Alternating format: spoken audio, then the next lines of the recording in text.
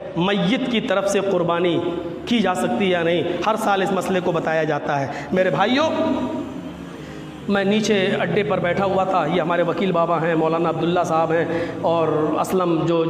جن کو ناتی کہتے ہیں، ان کی دکان پہ ہم لوگ بیٹھے ہوئے تھے۔ بات چلی کہ مولانا صاحب یہاں کوئی صاحب یہ کہہ رہے ہیں کہ میت کی طرف سے تو صدقہ ہے ہی نہیں، اگر میت کی طرف سے صدقہ مان لیا جائے تو پھر تو تیجا بھی جائز ہو جائے گا اور 40واں بھی جائز ہو جائے گا، اور یہی حکم قربانی کا بھی ہے، قربانی میت کی طرف سے ہے ہی نہیں۔ میرے بھائیوں، کتنی عجیب سی بات ہے۔ میں نے یہ سب بیٹھے ہوئے تھے، یہاں پر بھی موجود ہیں، میں نے فوراً کہا کہ نہیں، اگر کسی نے یہ بات کہی ہے تو ایسے نہیں۔ میں نے جامعہ سلفیہ بنارس کے مفتی صاحب مولانا نور الہدیٰ صاحب کو فون لگایا اور اپنے موبائل سے آواز کھول کر ان لوگوں کو سنوا دی کہ سنیے کیا ہے۔ پوری وہی بات بتائی گئی ہے جو ہم اس منبر پہ کھڑے ہو کے ہر سال بتاتے ہیں۔ میرے بھائیوں، اس میں کوئی شک نہیں کہ میت کی طرف سے صدقہ کرنا جائز ہے، ممانعت کی کوئی دلیل نہیں ہے۔ آئیے میں آپ کو بخاری شریف کی ایک حدیث سنا دیتا ہوں۔ اللہ کے نبی صلی اللہ علیہ وسلم کے پاس ایک صحابی آئے اور کہنے لگے کہ اللہ کے نبی، میری والدہ کا انتقال ہو گیا ہے، میری ماں کا انتقال ہو گیا ہے۔ اللہ کے نبی صلی اللہ علیہ وسلم نے فرمایا اچھا، اللہ رب العالمین ان کی مغفرت فرمائے۔ کہا اللہ کے رسول، میری ماں نے مجھے کوئی وصیت نہیں کی ہے، میری ماں کا انتقال ہو گیا، انتقال سے پہلے اس نے مجھے کوئی وصیت نہیں کی ہے کہ میں اس کی طرف سے صدقہ کروں یا نہ کروں، کوئی وصیت نہیں کی ہے، لیکن میں چاہتا ہوں کہ اپنی ماں کو ثواب پہنچانے کے لیے جو میرا یعنی میرا اپنا مال ہے اس میں سے میں اپنی ماں کی طرف سے صدقہ کروں، خیرات کروں، تو کیا اس کا ثواب ملے گا؟ تو اللہ کے رسول صلی اللہ علیہ وسلم نے فرمایا کہ تم ان کے بیٹے ہو اور تمہارا حق ہے کہ تم اپنی ماں کو ثواب پہنچانے کے لیے ان کی طرف سے صدقہ کرو۔ اللہ کے رسول نے کیا، بخاری کی حدیث موجود ہے، اللہ کے نبی نے فرمایا کہ بیٹے کا صدقہ ماں کی نیت کے ساتھ کہ اس کا ثواب میری ماں کو ملے، اس کا ثواب تمہاری ماں کو ملے گا۔ اس حدیث کے ہوتے ہوئے اور یہ بھی بخاری کی حدیث کے ہوتے ہوئے کوئی صاحب یہ کہیں یا کوئی شخص یہ کہے کہ صدقہ ہے ہی نہیں میت کی طرف سے، تو میرے پیارے ساتھیوں، یہ بالکل ایسی بات لگتی ہے جیسے کوئی آدمی بیچارہ یہ بخاری شریف کی حدیث، اتنی مشہور حدیث کے ہوتے ہوئے بھی اس کا انکار کر دے۔ میرے بھائیوں، امام بخاری رحمۃ اللہ علیہ سے کسی نے کہا کہ اگر کوئی آدمی کو علم نہیں ہے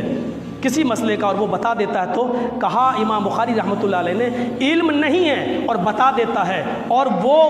علم نہ ہونے کے باوجود بتلا رہا ہے، امام بخاری رحمۃ اللہ علیہ بخاری کے اندر درج کرتے، تو اللہ کے نبی نے فرمایا علم نہیں ہے لیکن بتا رہا، اور وہ صحیح بھی ہو جائے، مان لو بتا دیا اور وہ صحیح بھی ہو گیا، پھر بھی اس کو گناہ پڑے گا بتانے والے کو، اس لیے کہ اس نے بغیر علم کے بتایا۔ اگر خدا نہ خواستہ غلط ہو جاتا تو کیا ہوتا؟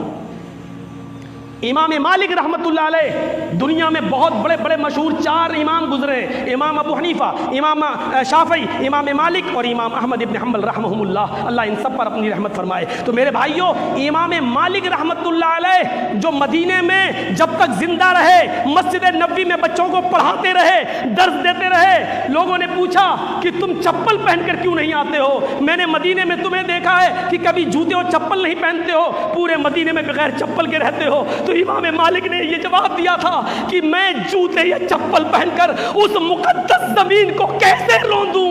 اس مقدس زمین پر کیسے چلوں جس مقدس زمین کے نیچے اللہ کا پیارا حبیب آرام کر رہا ہو، اللہ کا پیارا رسول سو رہا ہو، اس مقدس زمین کو میں اپنے پیروں کی چپل اور اپنے جوتے سے کیسے روندوں؟ جن کو محبت رسول کا یہ علم، لیکن پوری زندگی میں جن سے 40 مسئلے پوچھے گئے، 40 مسئلوں میں 36 مسئلوں کا جواب انہوں نے یہ کہہ کر دے دیا، واللہ لا ادری، مجھے نہیں معلوم، اللہ کی قسم مجھے نہیں معلوم۔ 40 مسئلوں میں 36 مسئلوں کا جواب انہوں نے یہ کہہ کر دے دیا کہ مجھے نہیں معلوم، اور 4 مسئلوں کا جواب انہوں نے دیا تو انتقال کے وقت رو رہے تھے، اے اللہ، جو 36 مسئلوں کا جواب میں نے کہا کہ مجھے نہیں معلوم، یہ تو میں نے بالکل صحیح دیا ہے، لیکن 4 مسئلوں کا جواب جو میں نے دے دیا، کہیں ایسا نہ ہو کہ میں نے اپنے علم کے مطابق دیا ہے لیکن میرا علم ناقص ہو اور وہ غلط ہو گئے ہوں، کہیں تو میرا مواخذہ نہ کر لینا، ان 4 مسئلوں پر میری پوچھ تاچھ مت کر لینا۔ یہ ہے علم کا مقام، اتنے بڑے پائیدار عالم،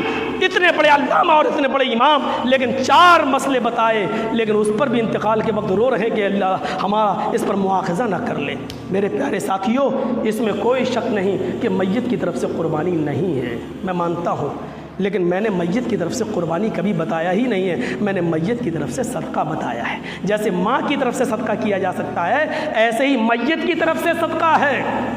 کتنی بار بتایا ہے میں نے، ایک ہی جانور میں اگر زندہ اور مردہ دونوں کو شامل کر لو تو کتنا بہتر ہے، ثواب ملے گا آپ کو۔ جیسے مان لیجئے اس وقت میری دادی اور دادا نہیں ہیں، اب ہم اگر ذبح کریں کوئی بکرا اور یہ کہیں کہ اللہم تقبل من محمد جرجیس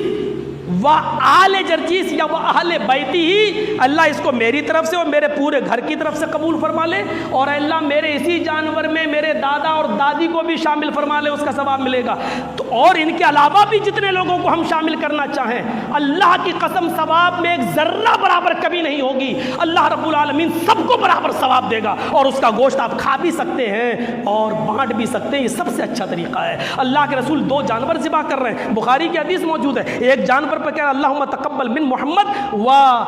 ومن آل محمد، اللہ اس کو میری طرف سے اور آل محمد کی طرف سے قبول فرما لے۔ یہ جانور آپ کا اور آپ کے گھر والوں کی طرف سے ہو گیا۔ دوسرا جانور جب آپ ذبح کر رہے ہیں تو اس پہ کیا کہہ رہے ہیں؟ اللہم تقبل من محمد ومن امت محمد، اللہ اس کو میری طرف سے اور پوری امت کی طرف سے قربانی کر لے۔ جب ایک جانور میں اس امت میں جتنے لوگ انتقال کر چکے تھے، جتنے صحابہ انتقال کر چکے تھے، وہ سب شامل ہو سکتے ہیں اور سب کو اس ایک دمبے میں ثواب مل سکتا ہے، تو ہمارے ایک جانور میں ماں باپ اور دادا دادی اور نانا نانی کیا شامل نہیں ہو سکتے ہیں؟ اللہ کے رسول جب دمبا ذبح کر رہے ہیں اس میں پوری امت کو شامل کر رہے ہیں، جب پوری امت شامل ہو سکتی ہے کہ 2-4 لوگ کیوں نہیں شامل ہو سکتے ہیں؟ تو میرے بھائیوں، یہ سچ ہے کہ اللہ کے رسول نے الگ سے کوئی قربانی میت کی طرف سے نہیں کی ہے،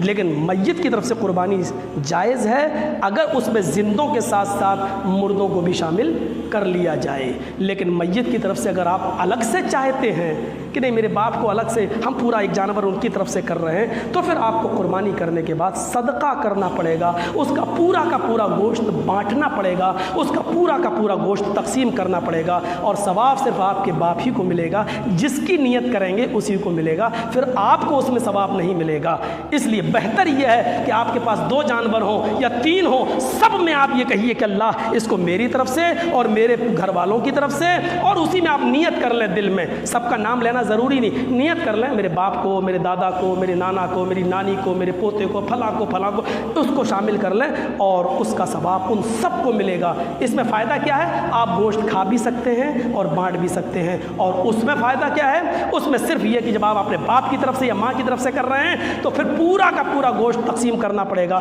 کیونکہ وہ صدقے کے حکم میں ہے، آپ نے اس میں اپنے آپ کو شامل ہی نہیں کیا ہے، اس لیے اس کا گوشت آپ کھا نہیں سکتے۔ یہ موٹی دلیلیں ہم نے آپ کے سامنے رکھی ہیں، مجھے امید ہے کہ انشاءاللہ اللہ رب العالمین ہمیں اس کی توفیق عطا فرمائے، سوچنے اور سمجھنے کی صلاحیت عطا فرمائے۔